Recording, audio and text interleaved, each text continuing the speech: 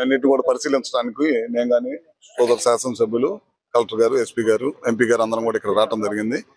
ముఖ్యంగా లంక గ్రామాల్లో చాలా పెద్ద ఎత్తున దాదాపు 20 లంక గ్రామాలు ముంపు గురైపోయినాయి అనమాట. అన్ని కూడా దాదాపు అక్కడి నుంచి ప్రజలందరం కూడా సురక్షిత ప్రాంతానికి తరలించడం జరిగింది. ఇంకా కొంతమంది గ్రామాల్లోనే ఉంటామన్న వాళ్ళందరూ కూడా యువకులందరూ అక్కడే ఉన్నారు. వాళ్ళందరూ కూడా ఆహారం కానీ మంచినీళ్ళు కానీ అన్ని అందించడం జరిగింది అనమాట. ఇంకోటి ఇందాక మా డిపార్ట్మెంట్ వాళ్ళు కూడా వచ్చారు. వాళ్ళు చెప్తుంది ఏంటంటే సబ్స్టేషన్స్, ఈ లంక గ్రామాలకి పవర్ ఇచ్చే సబ్స్టేషన్స్ లో కూడా నీళ్లు రావడం వల్ల మొత్తం కూడా పవర్ ఆపేయడం జరిగింది. అక్కడికి అన్ని కూడా జనరేటర్లు పంపించాము. అన్నిట్లో కూడా ఆ జనరేటర్లు కూడా అన్ని ఆన్ చేసేసి వాళ్ళకి లైటింగ్ అనేది ఇస్తాం. నైట్ టైం భయప్రాంతాలు కాకుండా ఉండటం కోసం.